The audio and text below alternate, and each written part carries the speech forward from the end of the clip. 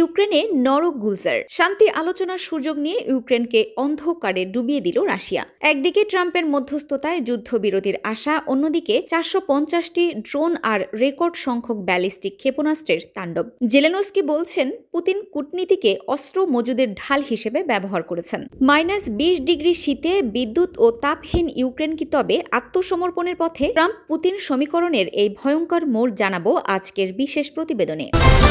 দর্শক, রয়টার্সের প্রতিবেদন অনুযায়ী ইউক্রেনের জ্বালানি অবকাঠামো লক্ষ্য করে ইতিহাসের অন্যতম বড় আক্রমণ চালিয়েছে মস্কো। প্রেসিডেন্ট জেলেনস্কি অভিযোগ করেছেন, মার্কিন সমর্থিত জ্বালানি যুদ্ধ বিরতিকে কাজে লাগিয়ে রাশিয়া বিপুল অস্ত্র মজুত করেছিল এবং সেই সুযোগেই এই হামলা চালানো হয়েছে।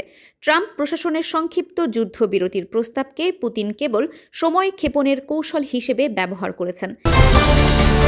খার্কিভের মেয়র জানিয়েছেন, 2,70,000 মানুষ এখন তীব্র ঠান্ডায় জমে যাওয়ার ঝুঁকিতে আছেন। কিয়েভের বাসিন্দারা আর্তনাদ করে বলছেন, কোথায় সেই যুদ্ধবিরতি? জেলেনস্কি স্পষ্ট জানিয়েছেন, কূটনীতির দোহাই দিয়ে রাশিয়া ইউক্রেনীয়দের পিঠ দেয়ালে ঠেকিয়ে দিতে চায়।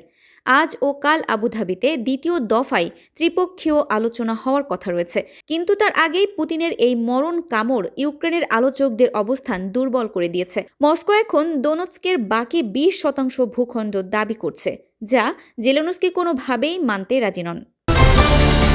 জেলেনস্কি এখন আমেরিকার কঠোর প্রতিক্রিয়ার অপেক্ষায় আছেন। তার প্রশ্ন, যদি আমেরিকা ও ইউরোপ রাশিয়ার হামলা বন্ধ করতে না পারে, তবে ভবিষ্যতে যুদ্ধ আর শুরু হবে না। এই গ্যারান্টি কে দেবে? আবুধাবির আলোচনায় ইউক্রেন এখন নিরাপত্তা গ্যারান্টি এবং যুদ্ধোত্তর পুনর্গঠন প্যাকেজ নিয়ে দ্বিপাক্ষিক দর কষাকষি করবে।